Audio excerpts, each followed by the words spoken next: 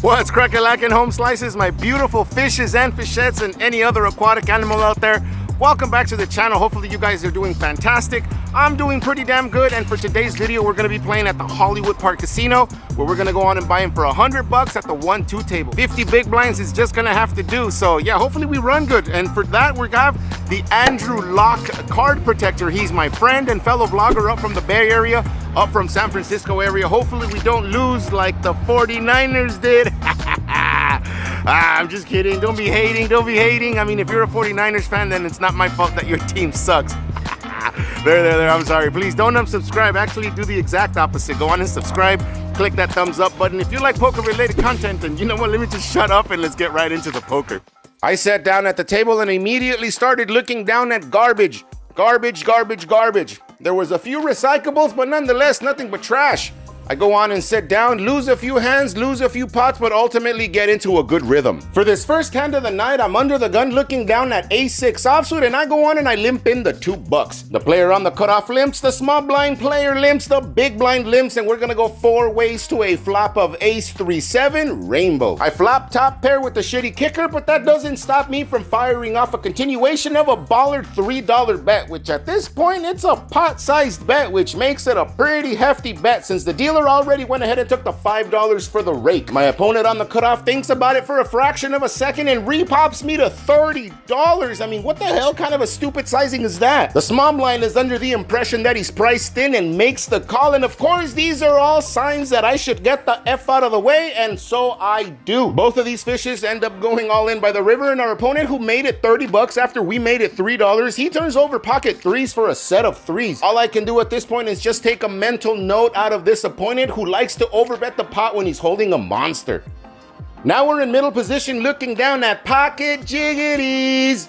Brad Owen, thank you for the shout out. We've established early on that this table is looser than your mom, so when I go on and make it $15, I shouldn't have any problem finding players to call, right? Wrong. Everybody folds, and we're gonna go on and take this one down. Hell freaking yeah, this is our very first win with Pocket Jiggities all year.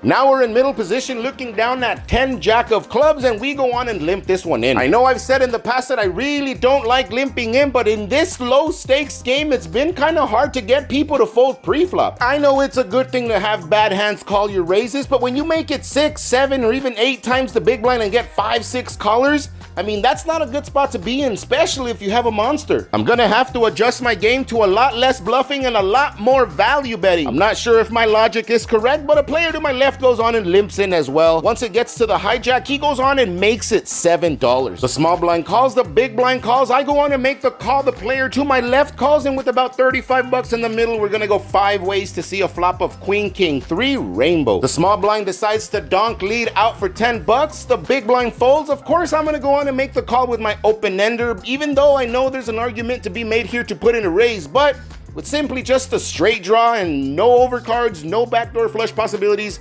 all I do is call here. The player to my left calls, and when it gets to the original aggressor that made it $7 pre-flop, he believes that $10 is just not gonna be enough. He reaches back into his chip stack and puts out a bet of $20. The small blind calls, and there's absolutely no way I'm gonna go on and pass up this incredible price to chase my straight. If my opponent would have sized up and repopped us to maybe 50 or $60, I mean, although it would have been super nitty of me, I probably could have found a fold, but since it's only $10 to me, I'm gonna go on and make the call, and we're gonna go 3 ways to see a 9 on the turn. Hell freaking yeah. Now my opponent on the small blind slows down and checks. It's action on me, and I cannot risk my opponent in late position to check back. If they're on some sort of a draw, this is the last street I'm gonna be able to get value from those draws, so with about $40 left in my stack, I let it rip. I'm all in, and to my surprise, both players make the call, and we're gonna go 3 ways to see a freaking brick on the river. No board pairing, no flush. I turn over my nuts, and of course they're good. Now we're on the cutoff looking down at a couple of dimes. The opponent under the gun has min raised it to $4, and that's just not gonna be enough for me. That's not even the real sizing. The fact that these players are calling stations entices me to size up just a little bit. I go on and I repop it to $20. The opponent on the big blind goes all in for $21. The under the gun makes the call, and we're gonna go 3 ways to a disgusting flop of Queen queen, jack. Our under the gun opponent checks to me, and I'm not gonna go on and c-bet here as there's a dry side pot on a board that doesn't favor my range. I check back and we go heads up to see a 5 on the turn. The under the gun player checks again, and I'm pretty sure now that I have the best hand, but I'm not gonna go on and fire just yet. I've seen this opponent bluff off on the river way too many times this session, so I'm hoping that she does the same here, and indeed she doesn't disappoint when we go heads up to see a 9 on the river, and she goes on and blasts off a bet of 30 bucks. I'm not gonna raise here, but I do snap call, and she goes on and proudly shows 8 high, and unfortunately that's not gonna be enough to beat my pair of 10s. The opponent on the big blind shows ace-7 for ace high, and we're gonna go on and take this nice sized pot down. Hell freaking yeah. Now I'm in middle position looking down at ace-10 offsuit, and I go on and I limp in again.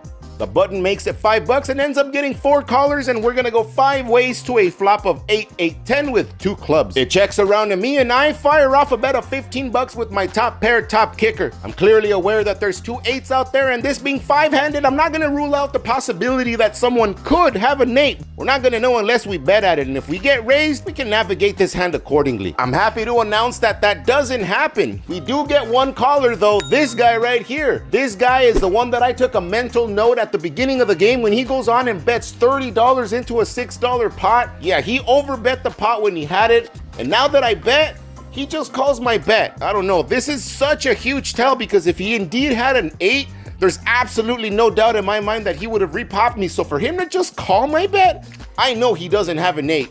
This sounds more like he's on some sort of a draw or something. The turn brings in a 3, changing absolutely nothing, and since I'm first to act, I go on and fire off a bet of 20 bucks for value. Looking back at the video, I think that might have been a little too small. Maybe something around the lines of 40 bucks would have been closer to maximum value. Nonetheless, my opponent goes on and makes the $20 call, and we're still heads up to see a 4 on the river, which also is a complete brick. I fire off another bet of 20 bucks, and he quickly folds. My opponent goes on and shows jack 9 of clubs for a freaking massive draw on the flop. My opponent was clearly a victim of too many out syndrome though. I mean, I swear, fishes, that shit is real. When you have way too many outs, you always hit none.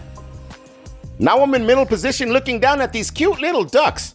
I go on and I limp in, 3 other players limp in as well, and we're gonna go on and see a flop 4-handed of deuce 5-10. The small blind checks, the big blind bets out $3. Once it gets back around to me, I go on and I repop it to 12. The player on my left goes on and snap calls, the small blind calls as well, and it's music to my ears when the big blind announces that he's all in for a total of 32 bucks. It's only 20 more dollars to me, and of course I go on and I make the call. Sure, I could have raised here, but there's 2 other players left behind that I would really wish that they called as well, so I don't want to scare them off, so I go on and I call as well. The opponent to my left makes the call, the small blind goes on and makes the call, leaving himself only with $5 behind, and we're gonna go on and see a turn of a king of diamonds. Hell freaking no. What a disastrous card, because I'm pretty sure one of my opponents was on a flush draw. The small blind bets out into a side pot the remaining $5 that he has.